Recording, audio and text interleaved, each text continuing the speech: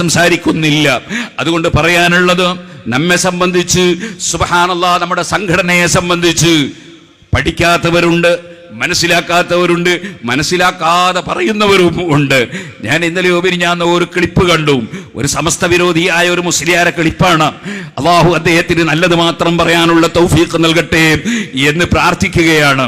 അദ്ദേഹം പറഞ്ഞത് എന്താണ്? 1989 ആശയത്തിൽ നിന്ന് നമ്മുടെ പ്രസ്ഥാനം വളരെ അകന്നുപോയിട്ടുണ്ടെന്നാണ്. സുബ്ഹാനല്ലാഹ്, നമ്മളെ പ്രസ്ഥാനം അന്നും ഇന്നും ഒരേ നൃത്തത്തിൽ തന്നെ നിൽക്കുന്നുണ്ട്. അതിൽ വേറെ ആർക്കും കണ്ണുകടി ആവശ്യമില്ല എന്ന് മാത്രം ഈ സമയത്ത് ഞാൻ ഉണർത്തുകയാണ്. നമ്മൾ അന്നും പറഞ്ഞതാണിത്.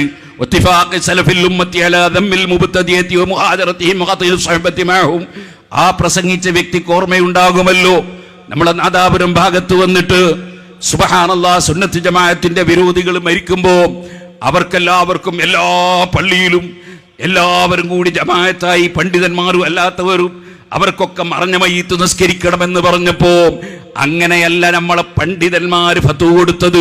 ഈ കെ അബൂബക്കർ മുസ്ലിയാർ ഫത്വ കൊടുത്തത്, കണ്യത്ത് ഉസ്താദ് ഫത്വ കൊടുത്തത്, ശൈഖ് ആദം മസ്റദ് ഫത്വ കൊടുത്തത്, സമസ്ത കേരള ജമീഅത്തിന്റെ മുൻഗാമികളായ കൊയപ്പക്കുഞ്ഞായി മുസ്ലിയാർ ഫത്വ കൊടുത്തത്, ശൈഖ് ആദം മസ്റദ് ഫത്വ കൊടുത്തത്, അങ്ങനെയല്ലെന്നും ഇമാമിയങ്ങൾ രേഖപ്പെടുത്തിയത് അങ്ങനെയല്ലെന്നും പറഞ്ഞപ്പോൾ അന്ന് അതിനെതിരെ പ്രസംഗിക്കാൻ വന്ന ആളാണ് ഞാൻ ഈ പറഞ്ഞ പ്രഖ്യാപനം നടത്തിയ വ്യക്തി എന്ന് ഞാൻ ഓർക്കുകയാണ്.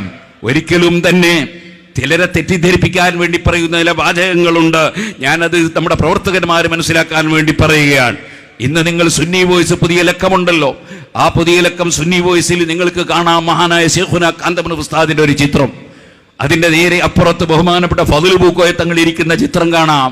ഫദ്ൽ പൂക്കോയ തങ്ങൾ മുതലക്കുളം മൈതാനിയിൽ മുമ്പൊരിക്കൽ നടന്ന പരിപാടിയിൽ പങ്കെടുത്ത ആളാണ്.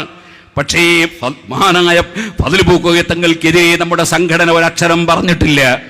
കാരണം എന്തുകൊണ്ട്? ആ ഒരു പരിപാടിയിൽ, എന്തോ ഒരു പൊതുപരിപാടിയിൽ പങ്കെടുത്തതിന്റെ പേരിൽ മാത്രമാണ് സുബ്ഹാനല്ലാഹ് ഇവിടെ വലിയ പ്രശ്നങ്ങൾ ഉണ്ടായത് എന്ന് വരുത്തി തീർക്കാൻ ചിലർ ശ്രമിക്കുന്നുണ്ട്.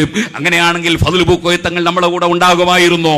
ആ സ്റ്റേജിൽ പങ്കെടുത്ത ആളായിരുന്നില്ലേ? പക്ഷേ അത്തരത്തിലുള്ള സദസ്സിൽ നിന്ന് സുന്നത്ത് ജമാഅത്തിനെതിരായ പ്രസംഗം നടത്തുമ്പോൾ അതിനെതിരെ പറയാതെ പണ്ഡിതന്മാരിരുന്നാൽ അത് അല്ലാഹുവിന്റെ ദീനിനെതിരാണെന്ന് പറഞ്ഞിട്ടുണ്ട്. എന്നല്ലാതെ അതിന്റെ പേരിലാണ് എല്ലാ പ്രശ്നങ്ങളും ഉണ്ടായത് എന്ന് വരുത്തി തീർക്കുന്നത് ശുദ്ധമായ കളവാണ്, സത്യത്തിന് വിരുദ്ധമാണ്. അതിന്റെയൊക്കെ മുന്നേ എന്തെല്ലാം പ്രശ്നങ്ങൾ ഇവിടെ നടന്നു കഴിഞ്ഞിട്ടുണ്ടെന്ന് ചരിത്രമറിയാവുന്ന എല്ലാവർക്കും അറിയാം. പക്ഷെ എല്ലാവർക്കും ഇപ്പൊ ആവശ്യം എന്താണെന്ന് ചോദിച്ചാൽ, നമ്മളെ എങ്ങനെയെങ്കിലും ചർച്ചയിലേക്ക് വലിച്ചിട്ട് നമ്മൾ അതിനൊക്കെ മറുപടി പറയുന്നവരായി ഒന്നിറങ്ങണമെന്ന് ആഗ്രഹിക്കുന്നവരുണ്ട്. ആ പൂതിയും തൽക്കാലം അവിടെ വെച്ചാൽ മതി. ഞങ്ങൾ ഈ സമുദായത്തിന്റെ നന്മയ്ക്ക് വേണ്ടി ഒറ്റക്കെട്ടായി പ്രവർത്തിക്കുന്ന, സമുദായത്തിന്റെ നന്മക്ക്, രാഷ്ട്രത്തിന്റെ പുരോഗതിക്ക് വേണ്ടി ഒറ്റക്കെട്ടായി പ്രവർത്തിക്കുന്ന ഒരു സമൂഹത്തെ വാർത്തെടുക്കുക എന്നതാണ് ഈ പ്രസ്ഥാനത്തിന്റെ നേതാക്കളെ ലക്ഷ്യം. അല്ലാതെ കുറെ വിഴുപ്പലക്കലുകൾ അല്ല എന്ന് ഈ സമയത്ത് ഉണർത്തി ഞാൻ എന്റെ വാക്കുകൾ അവസാനിപ്പിക്കുന്നു. അനിൽ ഹംദുലില്ലാഹി റബ്ബിൽ ആലമീൻ. അസ്സലാമു അലൈക്കും വറഹ്മത്തുള്ളാഹി വബറകാതുഹു.